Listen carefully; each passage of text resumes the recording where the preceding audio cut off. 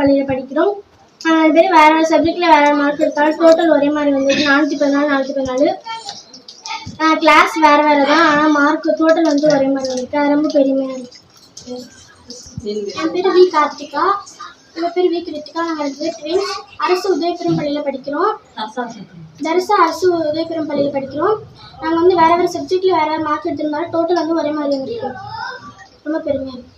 Play store மற்றும் app ஸ்டோரில் இருந்து பாலிமர் செயலியை QR கோடு மூலம் பதிவிறக்கம் செய்யுங்கள்.